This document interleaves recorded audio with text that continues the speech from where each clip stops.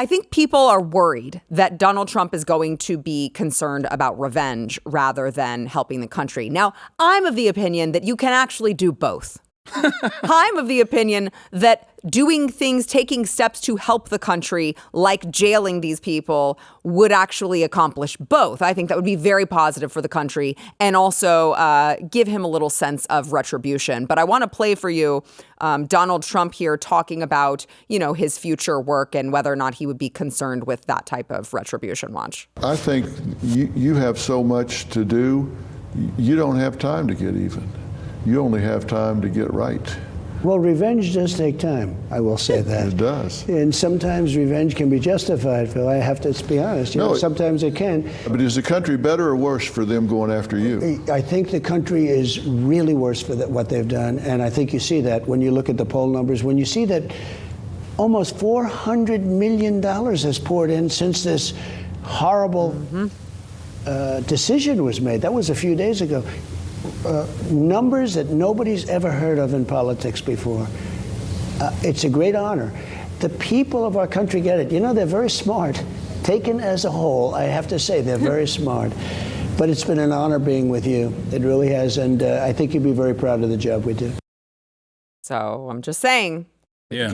We could do both because Dr. Phil said, well, do you think the country is better or worse for them doing what they did to you? And I wonder if his next question was going to be, so would it be better or worse if you did the same thing to them? And my answer would unequivocally be better. Yeah, listen. You can't get away with that without some sort of course correction. You just can't. There should be. There has to be. Like, I think that everybody in America at this stage in the game, if they're being truly honest, like in your heart of hearts, in the darkness of night, nobody will hear you question this thing going on with Trump. Everybody knows that this was a political ploy to try to put listen, Merrick Garland studied everything he could study with the J6 case, and he realized there was no course of action to do anything to Trump. And so they had to come up with something else. And so, Jack, whatever his name was, on the federal level, and Fannie, and then what's the guy in Alvin Bragg? Alvin Bragg.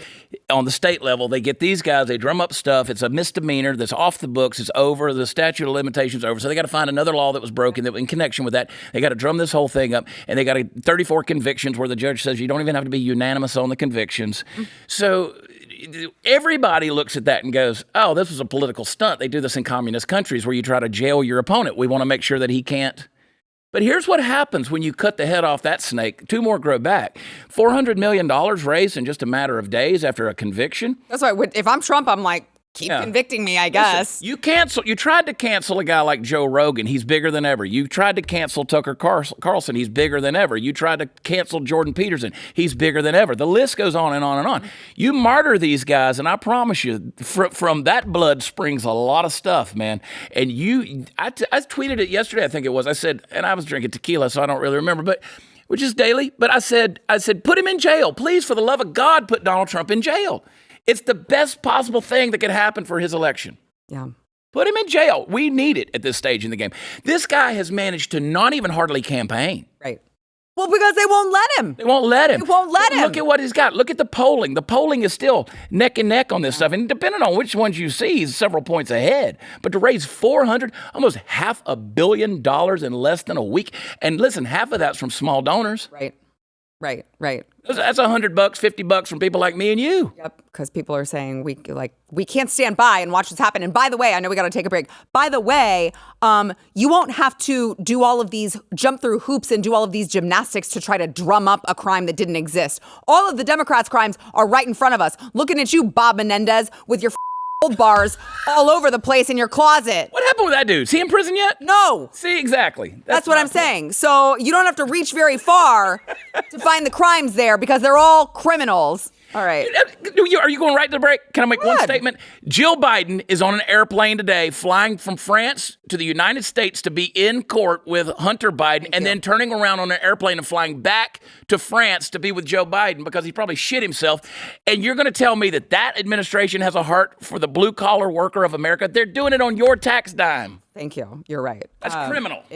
They're all criminals. If you like this clip and you want to see the full episode, click here. And if you want to subscribe to the channel, come on, you know you do. Click here.